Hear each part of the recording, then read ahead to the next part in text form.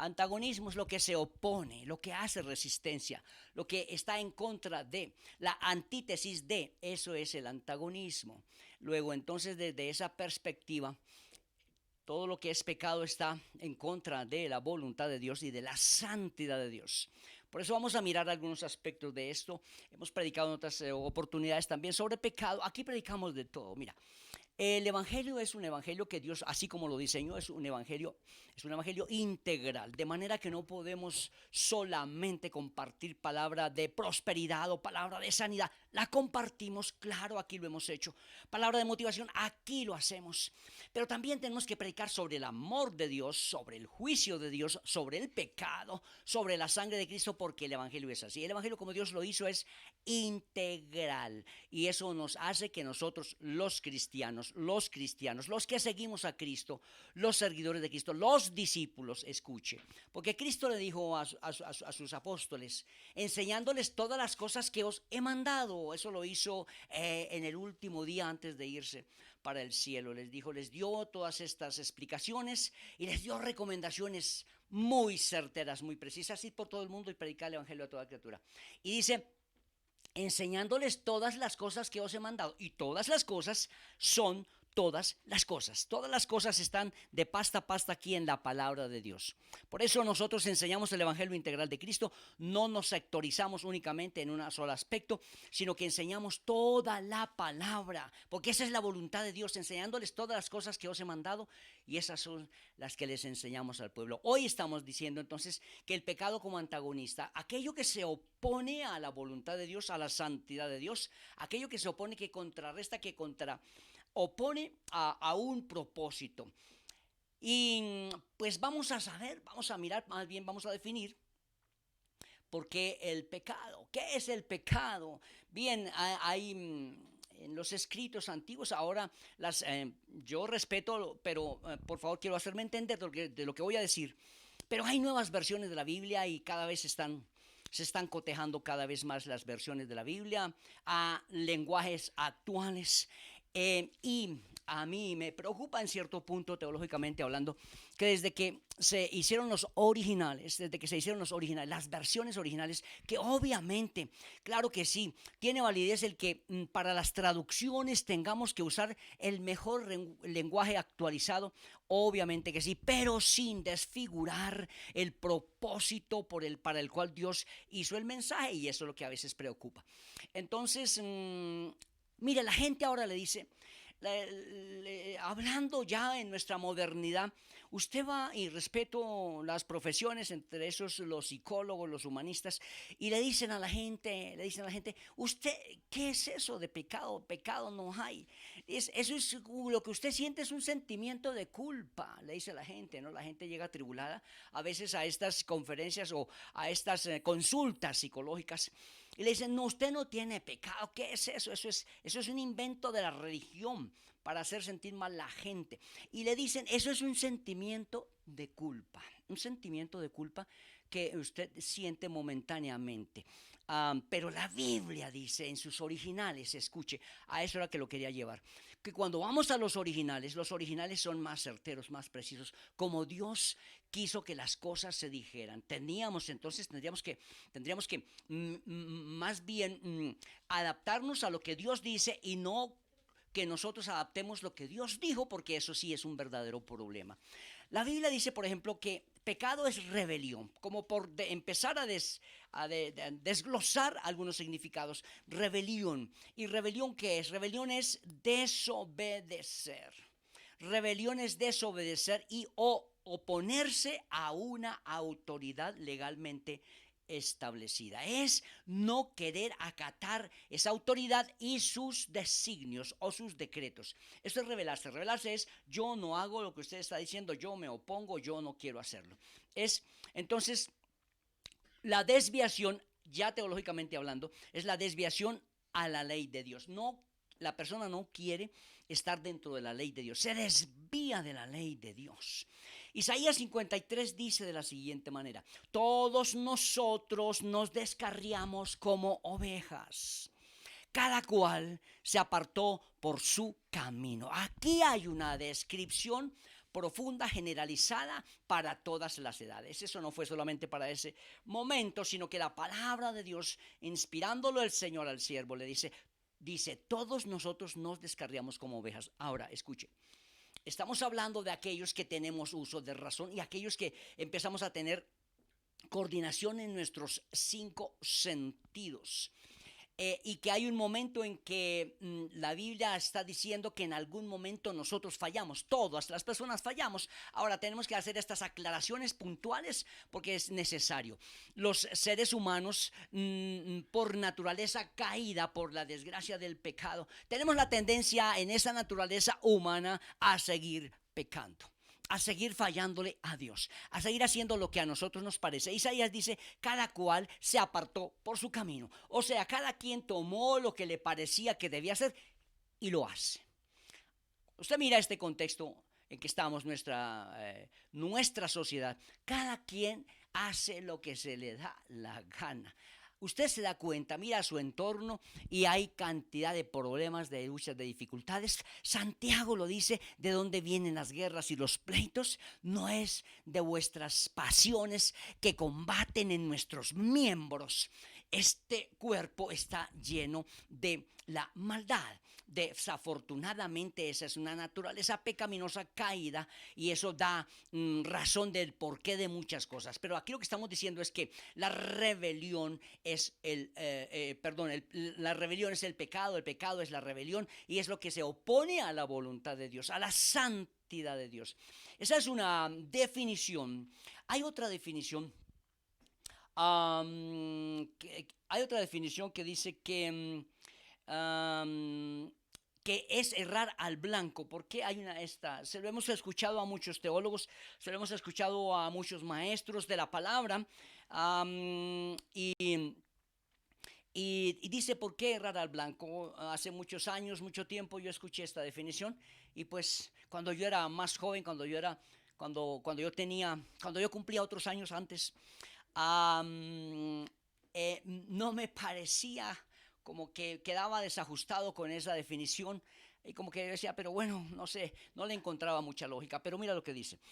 Cuando una persona peca, deja de cumplir el propósito de Dios. Escuche. Cuando una persona peca, deja de cumplir el propósito de Dios. O sea, falla en el propósito de Dios para su vida. Escuche, porque es que el tema es personal, el asunto es personal. Sí, estamos dando una descripción generalizada de lo que es el pecado, pero mire, vamos de lo general a lo particular.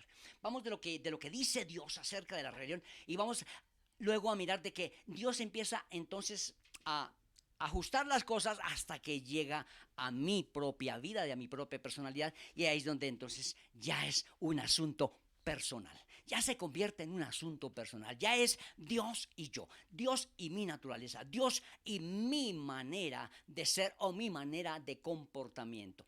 En otra palabra, mi conducta.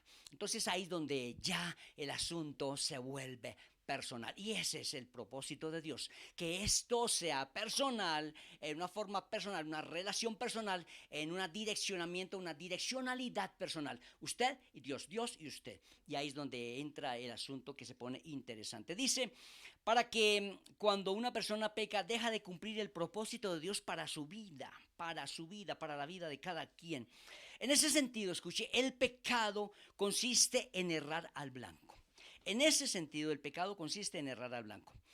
Una figura del lenguaje, escuche, para ampliar un poquitito más y profundizar y como que dejar más claridad. Una figura del lenguaje que compara, escuche, que compara el deporte del arco, los que lanzan flechas, cuando la flecha no da en el centro del blanco, cuando está el círculo está la circunferencia, que es el plano, y están los círculos, que son los negros, pero en el centro hay una circunferencia blanca. El asunto es dar en esa circunferencia, pero no solamente dar en la circunferencia blanca, sino dar en todo el centro de la circunferencia. Cuando el arquero lo hace, da en el blanco, da la máxima calificación, 100 puntos, se va al punto blanco. Es como el lenguaje figurado que está trayendo esta ilustración para querer decir que está en el centro. Escuche, Esa es la enseñanza, que está en el todo el centro, que está en todo el centro. Cuando una persona no peca, está en todo el centro, está centralizado, está equilibrado. Por eso esta expresión de dar en el blanco, para que comprendamos más el punto. Entonces, la persona que constantemente peca, o la persona que peca constantemente, ¿está qué? Está desequilibrada, descentrada. Escuche, la vida de una persona que constantemente está pecando, vamos a decir aquella persona que no conoce a Cristo, que vive su vida como le parece, como lo dice Isaías, cada cual se apartó por su camino, personas que viven constantemente en el pecado, estamos hablando, y aquí vamos a mirar dos cosas. Vamos a mirar los que están constantemente en el pecado, los que no conocen a Cristo, los que están en su vida impía, y los que sí conocemos a Cristo y que también no estamos exentos de pecar, ¿sí? Pero ahí hay una diferencia enorme. Este primero es el que constantemente su vida está apartada completamente de Dios y su constante es el pecado. Su constante, ¿qué es? El pecado. Ese es su estilo de vida. Pecar es su estilo de vida. Usted se habrá dado cuenta que hay gente que vive en este mundo, en nuestra sociedad, posiblemente usted mira el entorno, sus vecinos, y conoce que el vecino de lado es un borracho, que cuando llega le da unas tundas a su esposa, etcétera, etcétera. Pero es más, usted vive de pronto en su propia casa con otros habitantes. Aquí nos pasa, vivimos en un conjunto, y aquí entonces ya de un conjunto grande se reduce a la torre donde vivimos, y entonces a veces uno escucha los agarrones, ¿no? Y como dicen en la costa, a veces las muñequeras, porque a veces se van a los golpes, ¿no? Las muñequeras, y uno dice, wow. Entonces ahí están en conflicto. Ese es el estilo de vida, quiero decir, el estilo de vida. Uno dice, wow, esa persona es beodo, o sea, alcohólico, llega borracho, llega maldiciendo, llega pateando las puertas, etcétera, etcétera. Y usted se dará cuenta, esto es un ejemplo que le estoy dando, que usted ya lo conoce. La gente vive su estilo como se le dé la gana, o como se le da la gana. Es una constante de vivir en el pecado. No conocen a Dios. Esa persona está totalmente descentrada. Aquí está el centro y no está acá, está descentrada, está díscola, ni siquiera se acerca a la primera raya negra, al primer círculo negro. Está descentrada, desfasada. Esa vida está así, o sea, está desenfocada desde el plano de Dios. Desde el plano de Dios está desequilibrado, descentrado. Pueda que para él y para el mundo, escuche, porque el mundo ama lo suyo, la Biblia dice que el mundo ama lo suyo, para el mundo está bien. Para el mundo puede ser bien, puede estar bien, pero no para Dios. Para Dios está desequilibrado, descentrado. Ahora, ¿qué pasa con los creyentes? ¿Qué pasa? Nosotros cuando estamos todavía en esta carne, pues estamos pecando todavía, pero no es nuestro estilo de vida. Nuestro estilo de vida no es estar pecando y pecando y pecando. Nuestro estilo de vida es querer agradar el corazón de Dios, querer amar a Dios y hacer su voluntad. Claro, obviamente que eso nos va a costar un precio, y ahí es donde Satanás viene y prueba. Dice, vamos a ver hasta dónde es, ¿no? Vamos a ver, y entonces Satanás se nos atraviesa y comienza a fastidiarnos, a molestarnos, a hostigarnos, y de vez en cuando, no quiero echarle toda la culpa a Satanás, pero de vez en cuando nosotros caemos. A veces hay una situación en donde el cristiano peca por alguna situación, no sé, alguna mentira, llegó el recibo, llegó el cobrador, etcétera, etcétera, y dice la mentira allí. Pero no es una constante, no es una constante. Dios se está dando cuenta que no es una constante. No estoy diciendo que eso no sea pecado, es pecado, pero no es nuestro estilo de vida. Como que por un momento no dimos en el centro, pero usted va, yo voy, hago mis cuentas con el Señor, me arrepiento, le pido perdón y vuelvo mi vida a centrarla en la voluntad de Dios. Es cuando damos en el centro, es que estamos centrados en la voluntad de Dios. Esto es importante, lo que les estoy enseñando, lo que les estoy diciendo. Algo interesante para analizar, miremos, vamos a mirar como para profundizar mejor estas ideas. Vamos al Salmo 119, 36. Salmo, porque estamos respaldando esta enseñanza con lo que dice la palabra. O sea, a ver en dónde es que la palabra dice esto, en dónde es que la palabra nos puede confirmar. Salmo 119, 36 dice de la siguiente manera, y eso confirma lo que estamos hablando. Dice el salmista, o uno de los salmistas que escribió el Salmo 119, ahora no me acuerdo quién fue el que lo escribió, pero dice, de todas maneras sí es el Señor el que lo inspiró, el Espíritu Santo, que tomó sus labios y su mente e hizo que escribiera esto. Dice así: inclina mi corazón a tus testimonios. Escucha esto porque aquí hay cosas interesantes. Inclina mi corazón a tus testimonios. Ahora, cuando dice inclina mi corazón a tus testimonios, está diciendo inclina mi corazón a tu ley, a tu palabra. Los testimonios de Dios están acá. Este Salmo 119 habla mucho de toda la palabra. Donde usted tome un versículo, está hablando de palabra, palabra, palabra, palabra, palabra. Por ejemplo, mire, quita de mí el oprobio que he temido, porque buenos son tus juicios, en el 39. Ese salmo, cuando usted lo lee, está hablando siempre de palabra, testimonio, palabra. Y palabra y testimonio es lo mismo. Juicios es palabra, juicios es palabra, testimonios es palabra, mandamientos es palabra. Ese Salmo 119 tiene esa característica. Habla casi en todos los versículos de la palabra, de la ley de Dios. Aquí está diciendo: inclina mi corazón a tus testimonios y no a la avaricia. Escuche esto. La primera desobediencia, como para contextualizar, la primera desobediencia se debió al egoísmo. Usted dirá, wow, esto es nuevo para mí. La primera desobediencia, estamos hablando de lo que sucedió en el jardín, en el huerto del jardín. Aquí esto, ¿por qué el egoísmo? Mire, la primera desobediencia ocurrió por el egoísmo. El egoísmo trajo y hizo que llegaran a la desobediencia. ¿Por qué? Se lo voy a decir. Porque el hombre deseó, escuche, el hombre deseó lo que creyó que Dios le había negado. Porque el hombre, el ser humano, Adán y Eva, desearon lo que creyó que Dios le había negado. Satanás los engañó y ellos dijeron, con que Dios no quiere que seamos iguales a Él. Le quedó la cosita acá cuando Satanás se lo dijo. Con que Dios no quiere que seamos iguales a Él.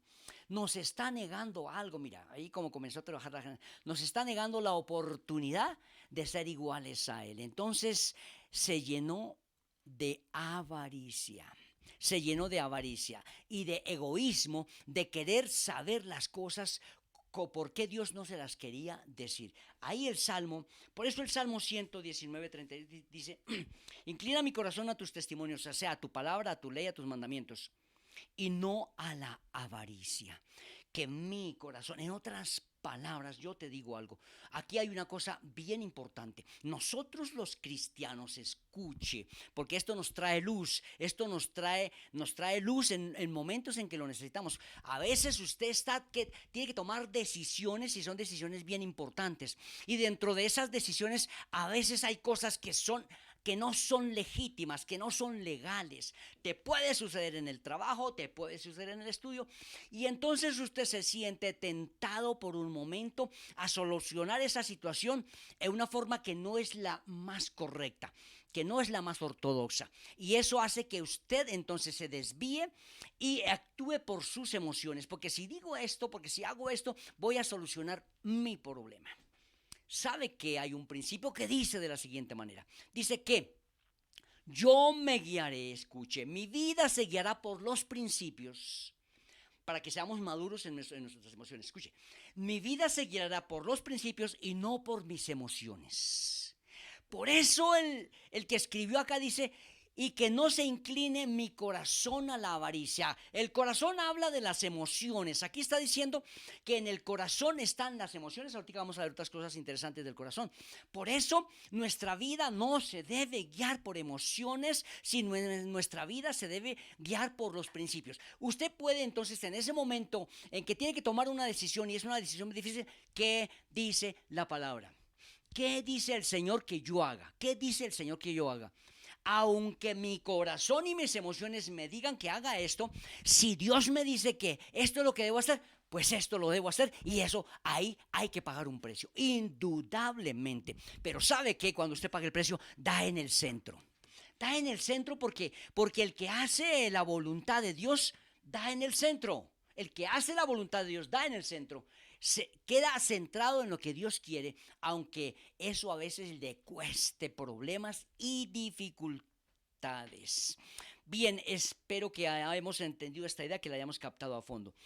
Eva prefirió, escuche, Eva prefirió su propio yo, su propio bienestar, su egoísmo, lo que ella quería, lo que le decían sus emociones, en vez de hacer la voluntad de Dios. Ese es un principio de rebelión. Escúchame. Ese es un principio de rebelión. Cuando el ser humano hace lo que quiere hacer porque lo siente y no hace lo que Dios le está diciendo que no haga. ¿Te das cuenta?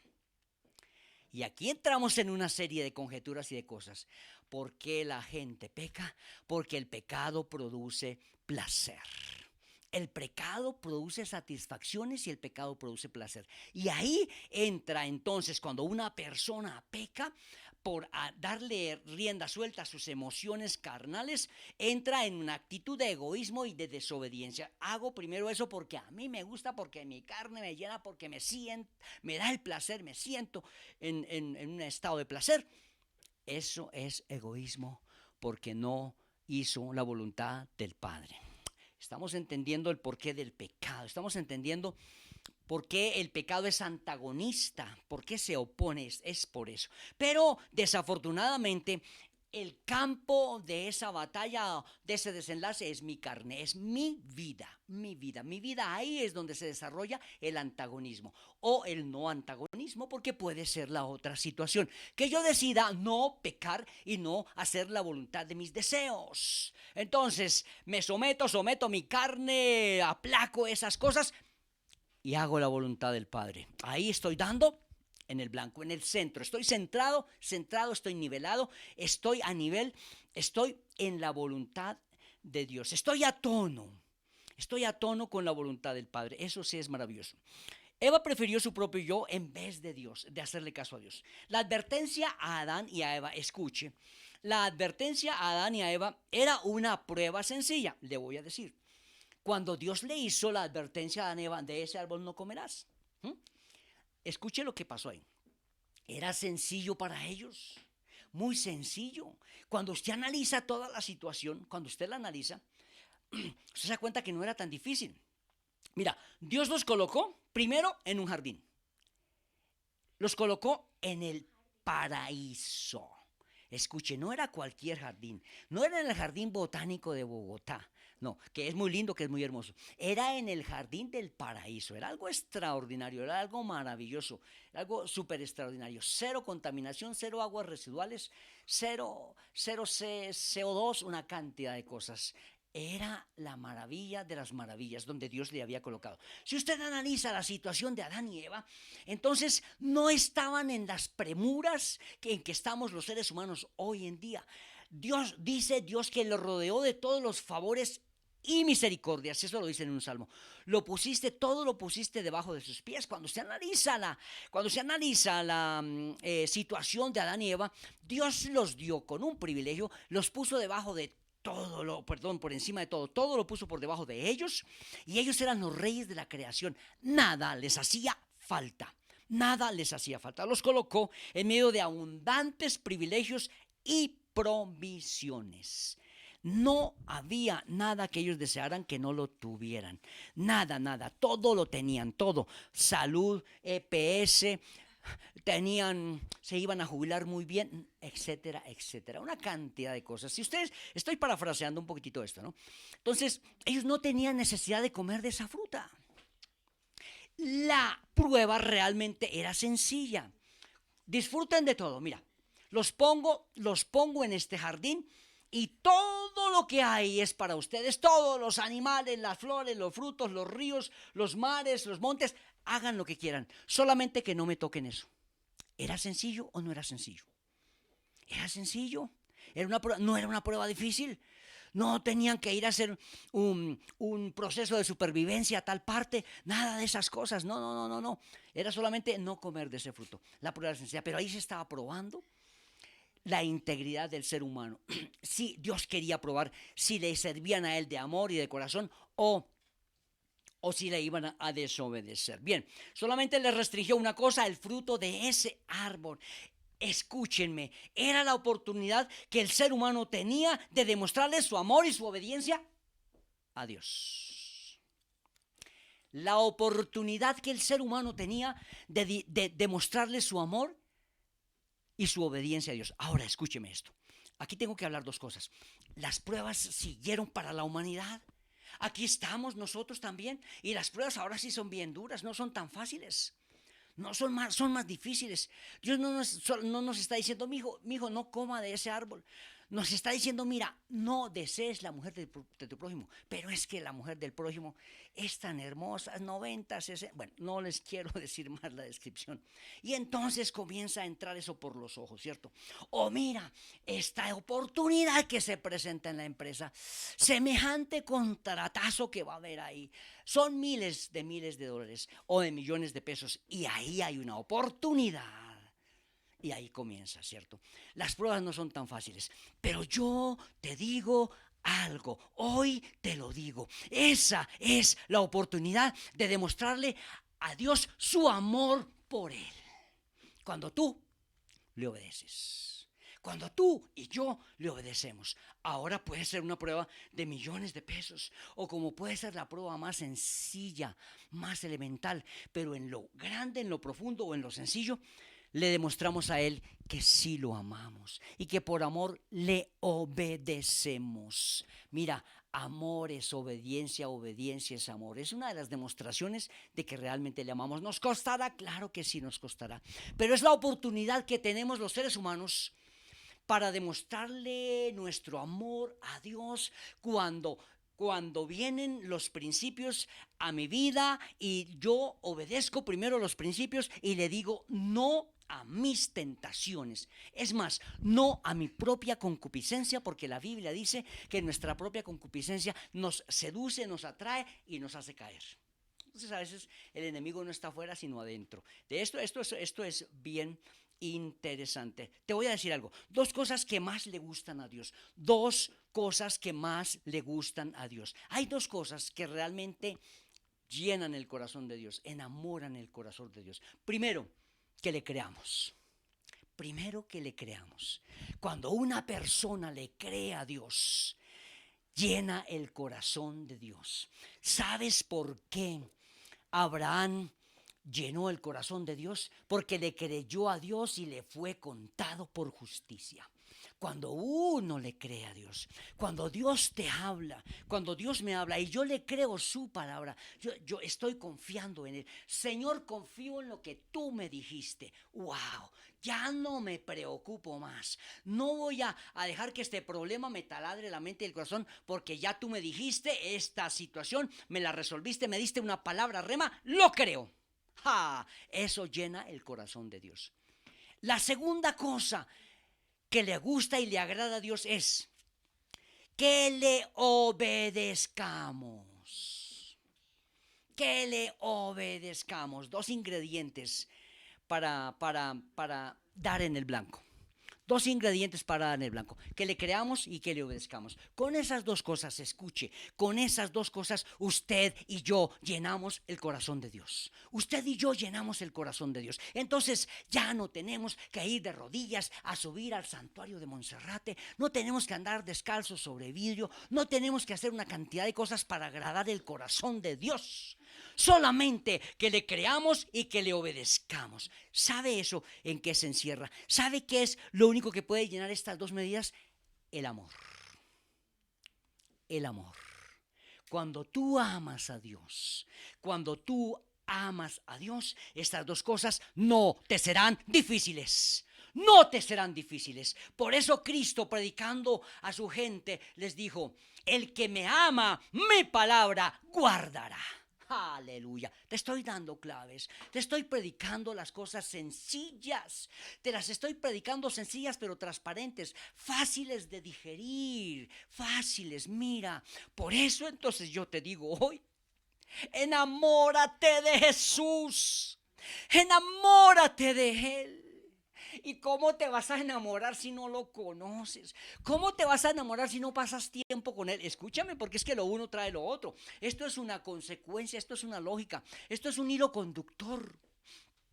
¿Cómo te enamorarás de alguien a quien no conoces? ¿Y cómo lo conoces si no lo frecuentas? Si no lo frecuentas, si no dedicas tiempo para él, si no ayunas, si no lees tu palabra, si no pasas tiempo de oración con él, nunca lo vas a conocer. ¿Te das cuenta? Que esto todo tiene una conexión. Entonces, pero te tengo que decir otra cosa maravillosa. Bien, terminamos acá. Entonces, este punto lo cerramos.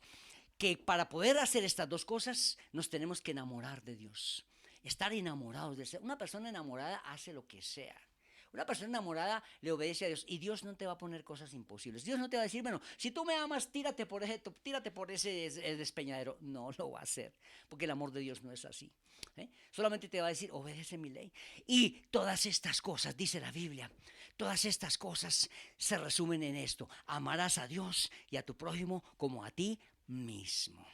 Esto llena el corazón de Dios. Cuando hacemos estas dos cosas, damos en el blanco. Ya se lo dije. Es decir, el hacer la voluntad de Dios. Escuche, porque es que cuando le creemos y le obedecemos, hacemos la voluntad de Dios. Cuando creemos y le obedecemos, hacemos la voluntad de Dios. Pero no como un asunto ritualista, no como que yo llevo una religión aquí sobre mis costillas. No, es que el que está enamorado lo hace, pero re fácil. Lo hace re fácil, sin necesidad de llevar una carga encima. Nos costará, claro, pero le decimos no al pecado, le decimos no a la oportunidad, a la grandísima oportunidad, a la oportunidad del año, a la oportunidad del siglo, que es mala oportunidad, se la decimos no en su cara y punto. Conozco una hermana, le doy el crédito, aquí públicamente, aunque no la nombro, pero mira, ella es amiga nuestra de hace años. Nos conocimos cuando recién íbamos para la luna de miel con mi esposa. Ahí nos conocimos. Ella llegó a ser gerente de un hospital, ¿sí? Llegó a ser gerente de un hospital. Dios la puso en honra allí. Dios la puso a manejar ese hospital con un presupuesto como de 800 millones al mes, algo así. No sé, decía una cosa exagerada. Y vinieron los contratistas, vinieron los que traen los insumos, y el primero le dijo: doctora fulana de tal, mira, este es el presupuesto que le paso de nuestros productos, que siempre nos los han comprado a nosotros, y esto le da tanto, esto le da 400 millones, 200 millones, perdón, 200 millones. Pero, doctora, no hay ningún inconveniente. Estos 200 millones, el 10% es para usted. ¿Te das cuenta de lo que estaba diciendo? Y faltaba el presupuesto de 800 millones, ¿sí? Y todos los contratistas venían a hacer lo mismo.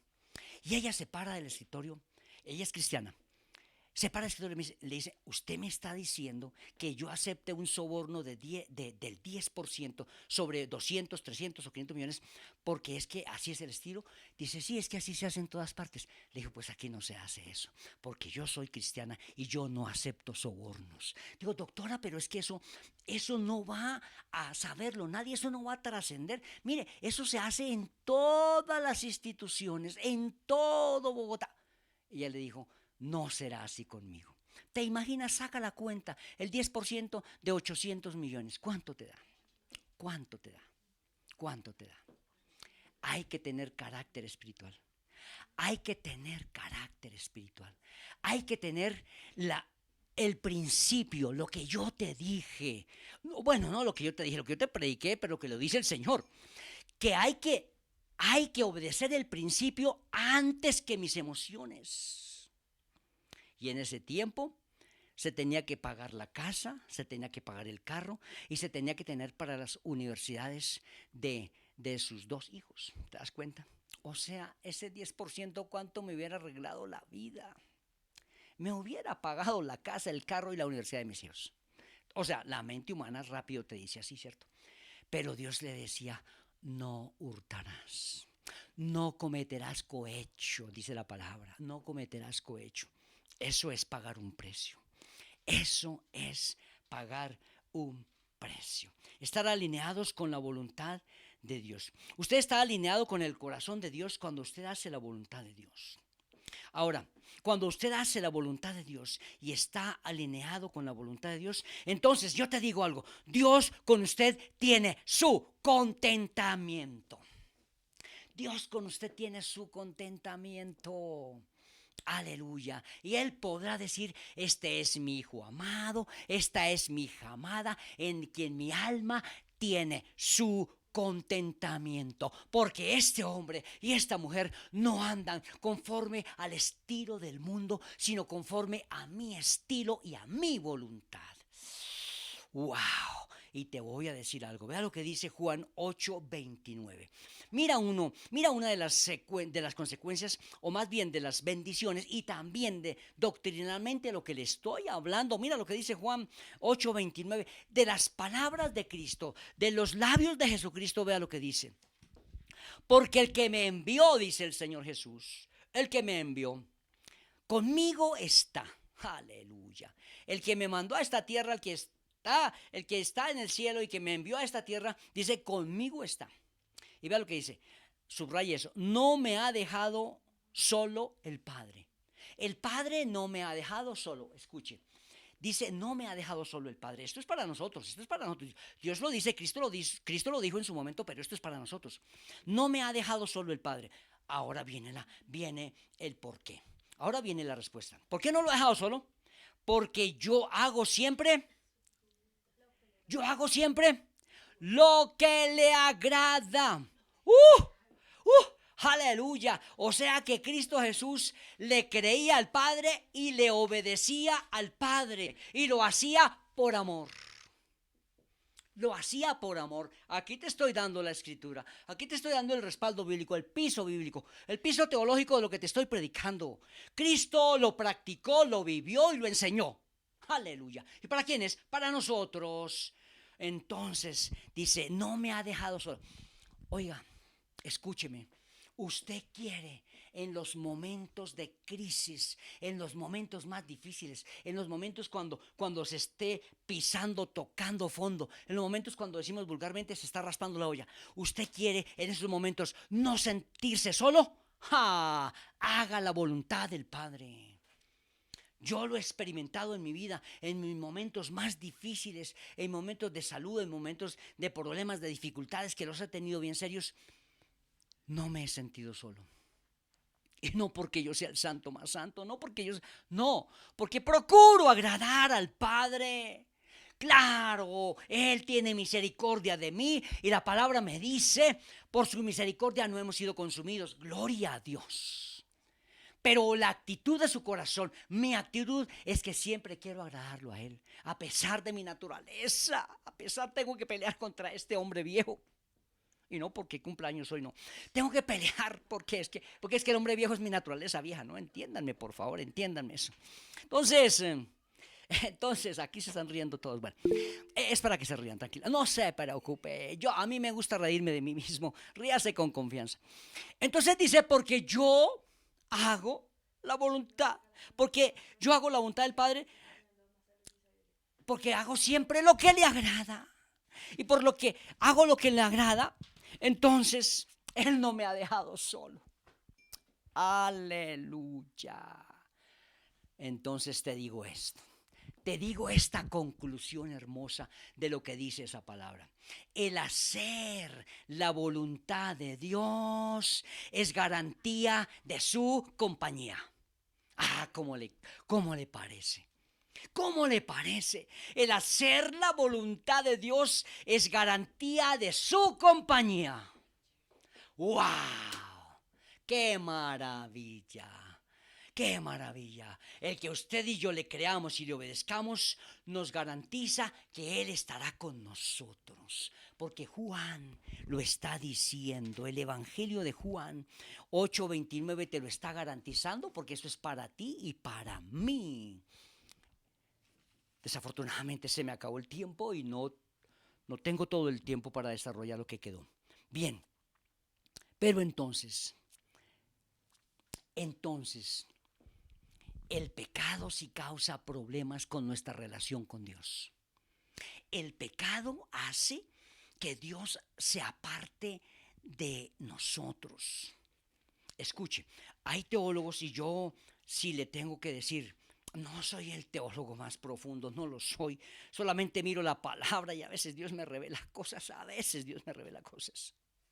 Pero los teólogos dicen que Dios odia el pecado. Es cierto, es cierto.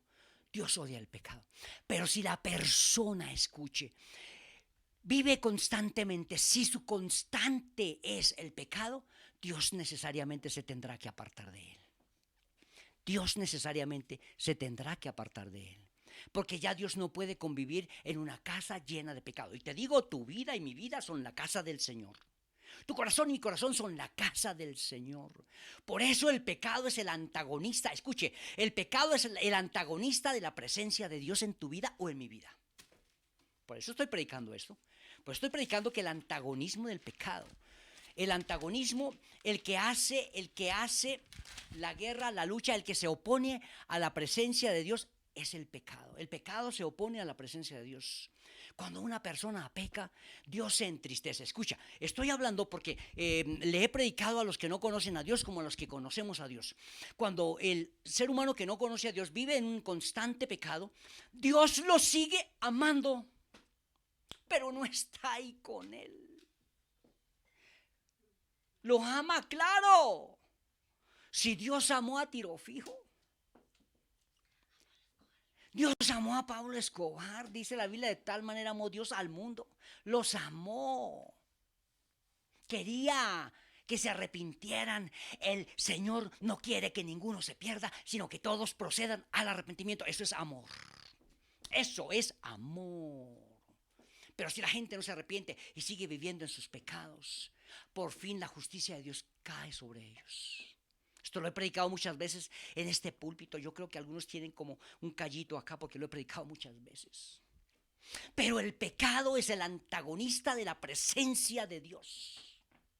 El pecado se opone a la presencia de Dios. Cristo lo plasmó. Dice, como yo cuento siempre con su presencia. ¿Por qué cuento siempre con su presencia? ¿Por qué no me ha dejado solo? Porque yo hago siempre lo que le agrada. Aleluya. Gloria a Jesucristo. Entonces, eso sucede con los que pecan y pecan y pecan y pecan. Que Dios los ama, pero los ama y los mira de lejos así. ¿Cuándo se van a arrepentir? Estoy acá, les muestro mi amor por un lado o por otro. Pero es diferente con el cristiano. El cristiano que desafortunadamente en algún momento falla porque es carne. Dios no está lejos de él, no se aleja de él. La Biblia dice que el Espíritu Santo se contrista. ¿Qué es contristar? Que lo entristece. Es como cuando usted anda con un amigo. Son amigos y usted defrauda a ese amigo y él es nuestro amigo. Y usted le falla a ese amigo, entonces él se entristece. No es que se vaya, no, pero lo entristece. Y la Biblia dice, escúcheme esto. La Biblia dice en Isaías 55, si mal no estoy, que el espíritu de vida, que también es el espíritu de gozo, que es manto de gozo y óleo de alegría. ¿Te imaginas que el Espíritu Santo, que es óleo de alegría y manto de gozo y alegría, se entristezca? O sea, como que se retrae con su alegría y se retrae con su gozo. Y ahí es donde yo a veces no comparto con algunos teólogos que lo que dicen. Pero mira, te lo doy escrituralmente.